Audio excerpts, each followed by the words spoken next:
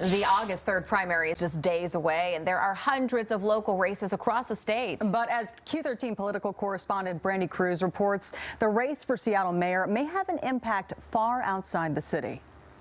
There is no doubt that this election comes at one of the most challenging times in Seattle's history and during a period of deep division on issues like policing and homelessness. While the voters of Seattle are the only ones with a say in the path forward, their decisions will reverberate across the region. The search for a new mayor could not come at a more critical time. He wasn't just my nephew, man. He's like my best friend. Seattle in the midst of a deadly spike in violence, while still failing to make traction on worsening problems like homelessness, drug abuse, and mental health. All of it while trying to recover economically from a once-in-a-century pandemic. It's going to be hard to recover. With current Mayor Jenny Durkan deciding not to seek another term, the field filled up quickly. 15 candidates will appear on the ballot in the August 3rd primary, with 3 gaining the most traction in polling. Former City Council President Bruce Harrell, current City Council President Lorena Gonzalez, and Colleen Echohawk, the former executive director of Chief Seattle Club. I cannot tolerate another, 4 years of the same kind of ineffective leadership.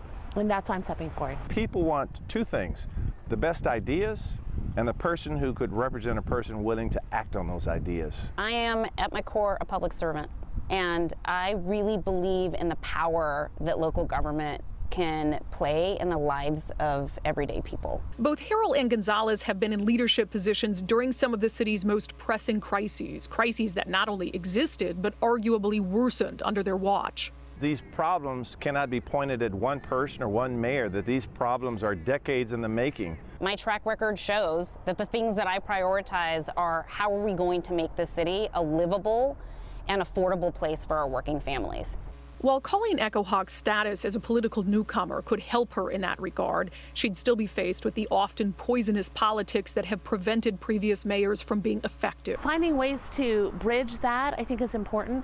Finding ways to have someone who can talk to people, hear different perspectives, and say, okay, let's try to bring it all together. Let's find where we can agree, and let's move forward. We cannot continue as we are. Voters will make their choice for the primary during a challenging few weeks in the city. A string of shootings during a record low level of police staffing has candidates offering their solutions to stop the violence, trying to demonstrate what leadership under their watch might look like. We need to look at our recruiting strategies and how we are dealing with the morale issue. My plan calls for a Department of Public Safety and an Office of Crime Prevention, so I will be wanting to implement that the moment I get elected. We're currently looking at funding alternatives to law enforcement. That's going to require some transfer of body of work away from the Seattle Police Department. Now, regardless of who voters send ahead to the general election, Seattle's next mayor will need to work well with the city council in order to make progress, a task frontrunners say they are prepared to take on. The fact is they should know that their popularity is not very high right now, and they need to understand what people are saying. I am looking for unity, and I am in the best position to unify us around a shared vision. I come from a community and from a family